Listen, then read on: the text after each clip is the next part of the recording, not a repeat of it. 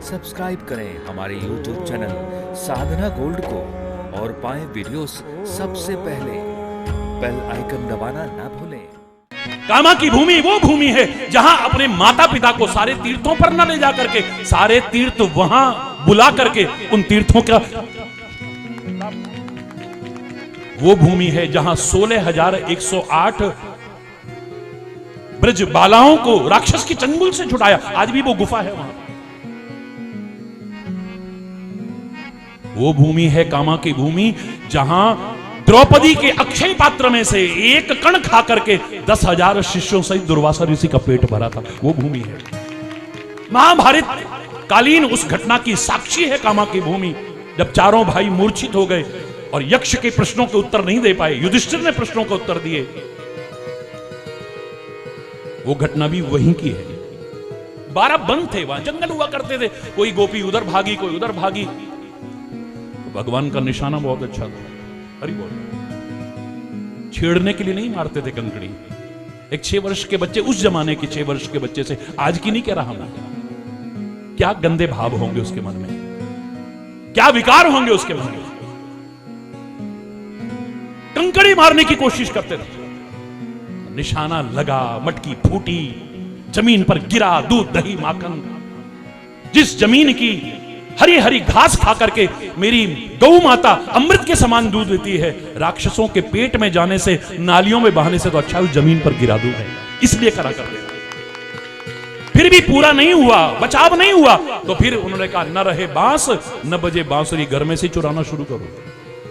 अरे तुम शंका करते हो, लेकिन जिस गोपी के घर नहीं आते थे ना माखन चुरा रहे, वो रोती थी। मेरे घर कब आओगे, मेरा माखन कब चुराओगे कान्हा। अरे बोल रहा।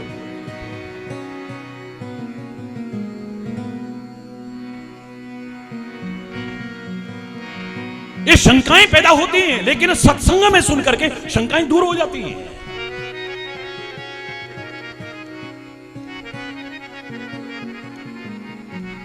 जड़ बो होई मोहई बुध होई सुखारे। रामायण में भी कहा है, राम देखी तब चरित्र तुम्हारे, जड़ मोहई बुध होई सुखारे। जो मूर्ख लोग हैं उनकी तो बुद्धि खराब हो जाती है। राम जी ने ऐसा क्यों किया, राम जी ने ऐसा क्यों, मर्यादा पुरुषोत्तम के प्रति। और बुध होई सुखारे, जो बुद्धिमान व्यक्ति है वो तो आनंद लेते हैं। अब मैं एक छोटी सी घटना ही सुनाऊं। कंकड़ी मारी, तुम्हारे मन में शंका पैदा हो गई। और ब्रज की गोपियां क्या गाती थी मालूम है आपको? मेरी मटकी में मार गयो ढेला, मेरो श्याम बड़ो अलबेला। मेरी मटकी में मार गयो मेरो श्याम।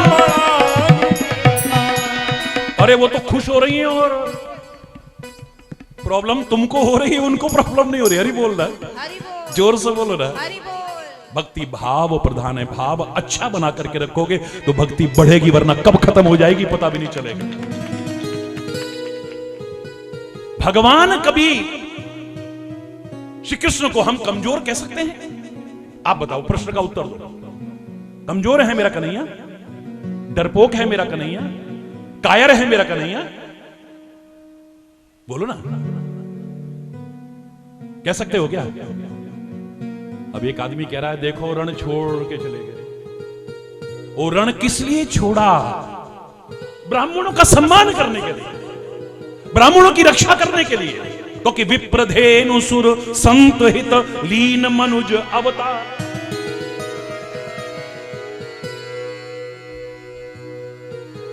वरना वो उनको मार देता। यज्ञ करो, मेरी विजय होनी चाहिए, अगर मेरी विजय ना हुई तो तुम्हारी गर्दन कलम कर दूंगा। भगवान ने कहा ओहो जीतेगा तो यह है नहीं, ये सारे ब्राह्मणों की गर्दन कलम कर देगा, इससे तो मैं युद्ध छोड़ करके चला जाता हूं। तभी तो हमें शर्म महसूस नहीं होती, हमने तो रण छोड़ के मंदिर भी बनाए हैं। हमें सम्मान की भावना जागी हमारे मन में, उनकी भावनाओं को देखकर। एक भाव ही तो है, और क्या है। यूं किया भगवान श्री कृष्ण ने तो क्या आ गया वहां पे? जोर से बोलो भाई। चक्र यूं करते ही अच्छों अच्छों की रूह कांप जाती थी। हे भगवान चक्र आएगा, पता नहीं किसकी गर्दन काट देगा। ये जितने 30 मार का बनते थे ना, दुर्योधन, दुशासन, शकुनी, शिशुपाल, ये सबकी हालत का रूह कांपने लगती थी इनकी। लेकिन भक्त की नहीं कांपती, भक्त तो खुश होता है। भक्त कहता है ये डराने वाला चक्र थोड़ा ही ना है, ये तो सुदर्शन यानी अच्छा दर्शन करने वाला चक्र है। ये चक्र में डालने वाला चक्र नहीं है, ये डराने वाला चक्र नहीं है, मारने वाला चक्र नहीं। इसका नाम ही बदल दिया भक्तों ने, क्या रख दिया? सुदर्शन चक्र, अच्छा दर्शन। इतना मजा आता है इसे देखकर। शंख चक्र गदा पद्म के साथ में 5 वर्ष का नन्हा ध्रुव दर्शन कर रहा है, उसे डर नहीं लगा। बोलो। लेकिन भगवान कृष्ण ने ऐसे किया, चक्र आया, ठीक है,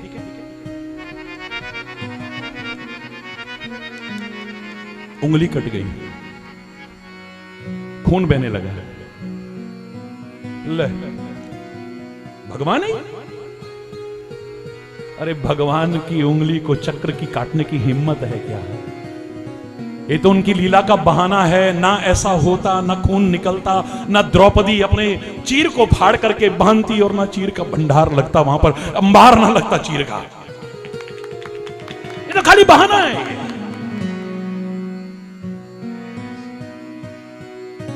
भाव अच्छा बना करके रखोगे तो भक्ति आपकी बढ़ेगी, वरना कब खत्म हो जाएगी पता भी नहीं चलेगा।